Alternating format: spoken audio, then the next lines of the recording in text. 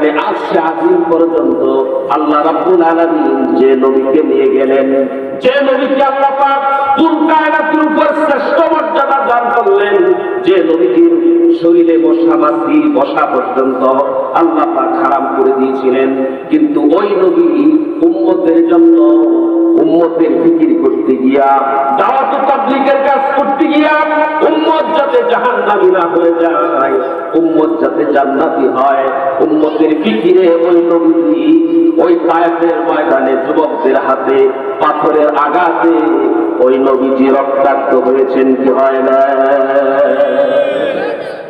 হয়েছে, রক্তাক্ত হয়েছে। যে নবী এত দামি নবী, যে নবীকে আল্লাহ পাক এত সম্মান এত মর্যাদা দান করলেন, ওই নবী উম্মতের ব্যথায় ব্যথিত হয়ে উম্মতের ফিকিরে, উম্মতের নাজাতের ফিকিরে উহুদের ময়দানে ওই নবীজি নিজের দান মুবারক শহীদ করেছেন কি করেন না? করেছেন।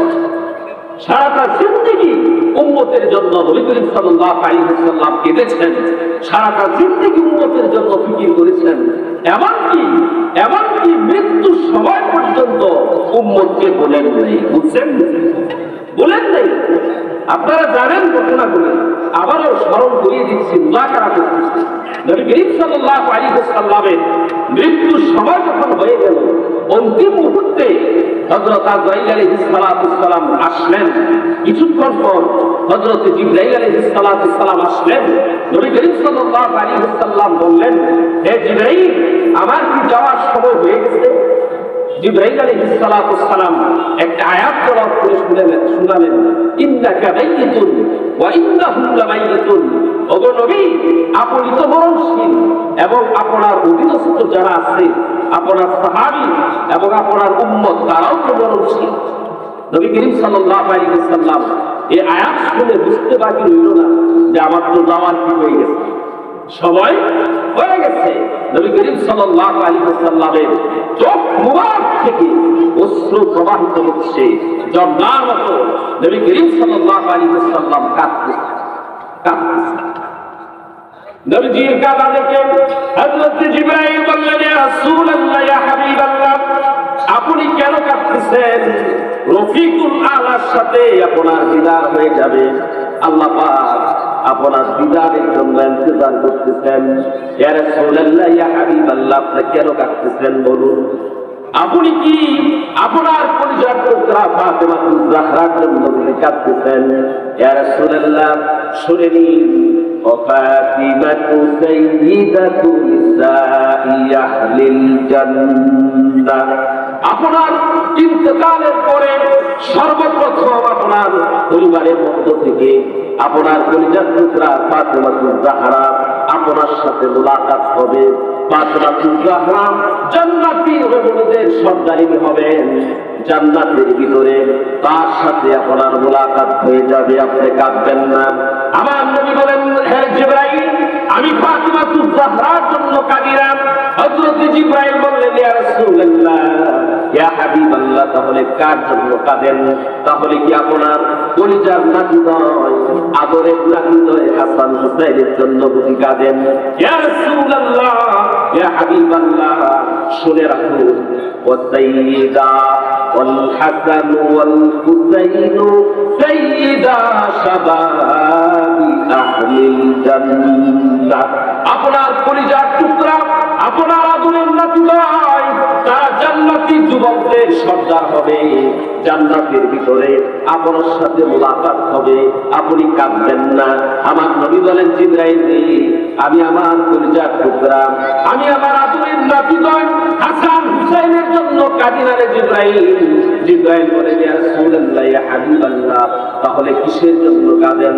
আমার নবী বলেন, জিবরাইল, আমি আমার ফাতিমাতুজ জাহরার জন্য কাঁদি না, আমি আমার কলিজার টুকরা ফাতিমাতুজ জাহরার জন্য কাঁদি না রে জিবরাইল। আমি আমার আদরের নাতি নয়, হাসান হুসাইনের জন্য কাঁদি না, আমি আমার বিবি বাচ্চার জন্য কাঁদি না রে জিবরাইল। আমি কাঁদতেছি আমার গুনাহগার উম্মতের জন্য। আল্লাহু আকবার, আল্লাহু আকবার। জিবরাইল বলেন, ইয়া রাসূলুল্লাহ, ইয়া হাবিবাল্লাহ, আপনি আপনার উম্মতের জন্য বিশ্ব নবী মুহাম্মদুর রাসূলুল্লাহ সাল্লাল্লাহু আলাইহি ওয়াসাল্লাম বলে, জিবরাইল রে, তুমি কি জানো না আল্লাহ পাক কুরআনের আয়াত নাযিল করে দিয়েছিলেন, কুরআনে কারীমের আয়াত নাযিল করে দিয়েছিলেন, মা কানা আল্লাহু লিউআযিবাহুম ওয়া আনতা ফীহিম, হাবিবি যতদিন পর্যন্ত আপনি আপনার উম্মতের মধ্যে অবস্থান করবেন, আপনার অবস্থানের বরকতে আপনার উম্মতকে কোনো বড় ধরনের আযাব গজব দিয়ে আমি নিঃশেষ করে দিব না, ধ্বংস করে দিব না।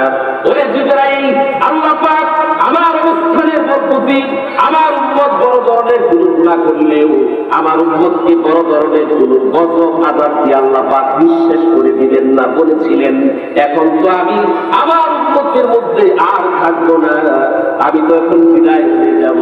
না জানি আমার বর্তমানে আমার গুনাহগার উম্মত শয়তানের দুকায় পড়ে, শয়তানের দুকায় পড়ে, নফসের দুকায় পড়ে কোন গুনাহের মধ্যে লিপ্ত হয়ে যায়, বড় ধরনের কোন গুনাহ করে ফেলে, না জানি আল্লাহ রাব্বুল আলামিন আমার উম্মতকে বড় ধরনের আযাব গজব দিয়া নিঃশেষ করে দেয়।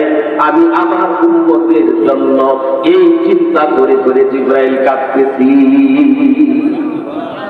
এমন সময় আল্লাহ পাক রব্বুল আলামিন ঘোষণা করে দিলেন, জিবরাইল, জিবরাইল, আমার হাবিবকে স্পষ্টভাবে জানিয়ে দাও, সারাটা জিন্দেগি উম্মতের জন্য ফিকির করলো, সারাটা জিন্দেগি উম্মতের জন্য কাঁদলো, এবার মরণের সময় বুঝি উম্মতকে বললো না, মরণের সময় বুঝি উম্মতি করে।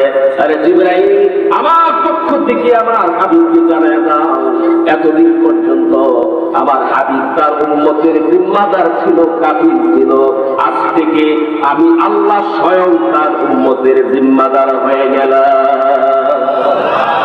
আল্লাহু আকবার, আল্লাহু আকবার। সারাটা জিন্দেগি উম্মতের জন্য ফিকির করলেন, মৃত্যুর সময় পর্যন্ত উম্মতকে ভুলেন নাই, হাসরের ময়দানেও ভুলবেন না।